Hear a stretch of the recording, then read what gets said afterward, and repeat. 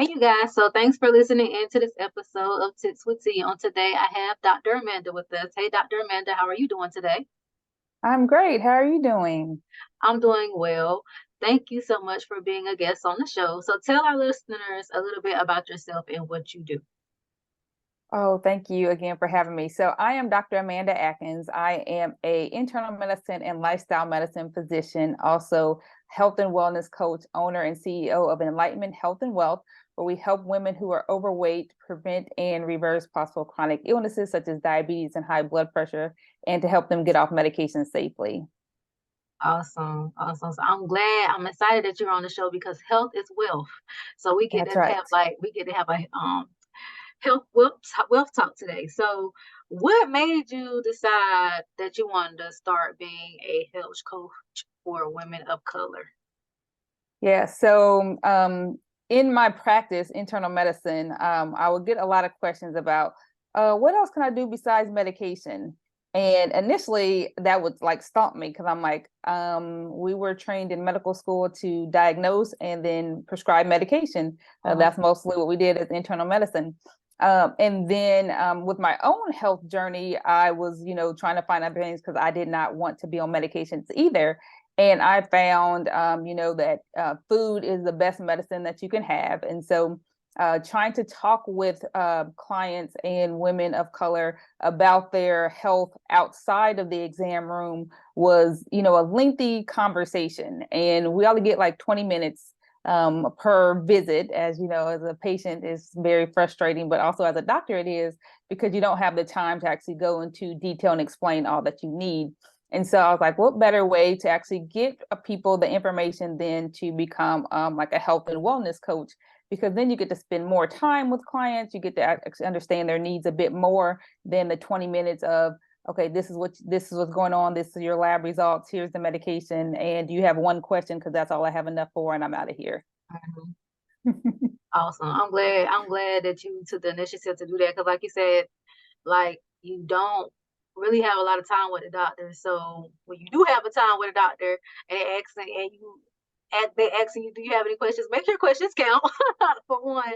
But it's also good too, like you said, to have like a health and wellness coach, someone that you can actually spend more time with. They can help you meal prep. They can tell you, I guess, what kind of works best for your blood type, your body type, because all that stuff plays a major factor and role into our health.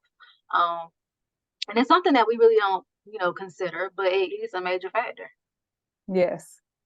That's so true because I try to guide people the best that I can when I'm actually talking with them in the actual office. But when you in a different environment, sometimes people are more open. They don't feel as like I would say like shell shocked, because sometimes when people are in the doctor's office, they're thinking always something's going to be wrong.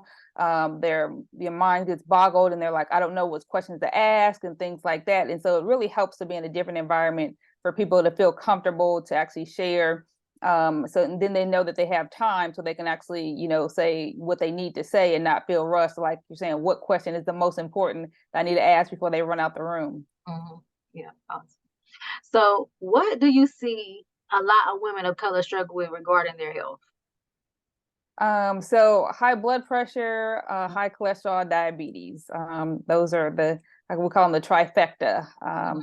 Also with their weight, a lot of women of color are also either career women or mothers, wives, and have all these other things going on in their life. And they were always taught to be a strong Black woman, and try to do everything themselves, and then they forget that they need help also. And I always try to tell them that asking for help is showing a sign of strength, Mhm. and you need to actually delegate out some things and put yourself first. Putting yourself first means that you'll actually be able to help your loved ones later, because if you get sick, then what's going to happen? And then they're like, oh, you're right, because they're dependent on me for X, Y, and Z. If something happens to me, then I don't know what they'll do.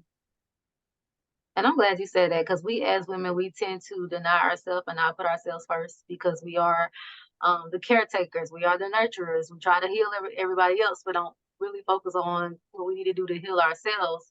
And, putting yourself first, like you said, is very important. But what you eat, how many hours you sleep, how you take care of yourself, and, You can't pour from an empty cup. So you got to make sure your Exactly. cup is full. You got to make sure your cup is full before you can pour onto anyone else. And you're no good to nobody else if you're not good to yourself. And I tell people this a lot, like, make sure you're taking care of yourself first. Make sure you're checking in with yourself first and you being the best version of yourself, especially with your health. Because your health is essential. Like you said, if something was to happen, and like who's gonna take care of your family? Like what are your family gonna do? And a lot of people don't think about that. They're just so bombarded on what's going on now Hmm. and not really asking for help. And help is Right. essential. There are destiny helpers. I truly honestly believe in destiny helpers and outsourcing because we are here to help each other. We tend to Right. want to be superwoman. We're not superwoman. Hmm. Exactly. Exactly. We're not superwoman. So and I think that's kind of funny because it's like we put on this persona that we are, but deep down we're not. We're actually, when we do stuff like that and take on more than we can actually handle, is putting on actual additional stress into our bodies. Exactly. Yes. And the stress plays a big role in our health because we would either, like I said, not sleep well, or we will try to eat, just whatever to make us feel better. So a lot of us are emotional eaters. And then we'll to say we don't have time to exercise because we're stressed out. So we got to get all these things done. So it's a lot. It's a lot. So, what would you say as a doctor are some tips that you would give women of color to help them live a long and healthy life? To help them with the common things that you said, the high blood pressure, the cholesterol, the diabetes. What are some things that we can change that are simple that can help? So the first thing I always emphasize is nutrition. So if we can get the food right, then other things can fall into place because food is our fuel, food is our medicine, food does a lot for us. So we want to make sure that we're eating lots of fruits and vegetables. And people like they hear that and they're like, "Oh yeah, I know to eat that." But do you do it? Like that's the question. Like to do it. There's things simple in life that you need to be doing, and you need to be eating fruits and vegetables at every single meal because they have so many nutrients in there, so many things, antioxidants, anti-inflammatory types things for us, so we're not having aches and pains and we feel like we're not moving. So fruits and vegetables at every single meal, especially the leafy greens. So I always tell people the leafy greens are the powerhouse of our diet, and if you can have them at every meal, because most time people always think of salad, they can all eat salad, but you can have kale, sauteed kale. I love that in the morning, or spinach, with your breakfast. Um, Even collard greens, we can get out of the actual realm of thinking that certain foods are only for certain times of the day. Hmm. That's not the case. You can eat them at any time of the day that you like. I remember growing up loving breakfast for dinner, so you could think about it that way. Eating grains, whole grains also, because a lot of people think when they eat healthy that they're all eating salads and therefore they don't feel full. Therefore, they go and eat those other foods that maybe not be as healthy but more comforting. You can eat potatoes, just not fried with a lot of ketchup and salt. Hmm. I always recommend like a sweet potato at meal. You can have a half of one. Those hearty things actually make you feel full, and along with the whole grains, so you don't feel like you're depriving yourself. Try to avoid processed sugars and foods because they're just full of fat, sugar, and salt, which will keep you coming back, but actually will make you feel worse overall. Hmm. Doesn't help with your high blood pressure, cholesterol, or your diabetes. So, food is the most important. Leafy greens, fruits, and vegetables at every single meal. Usually, that's where I try to get people to start, so they don't feel like they're on a diet per se. I don't like for people to think they have to go on a diet. You just want to make a few of your changes in your lifestyle. Awesome.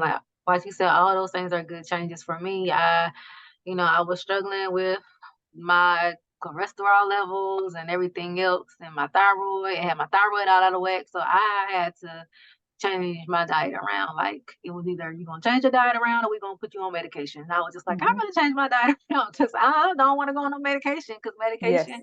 sometimes can lead to other things happening when you stay on a certain medication for long periods of time. So I was like, no, let me try to change my diet. And my doctor pretty much said the same thing, whole grain oats, oatmeals and stuff Hmm. in the morning, fruit, stuff like that. And I seen a difference. I really did see a difference. So I'm Yes. hoping that other women like us will take um changes in their diet because, like you said, it really is essential.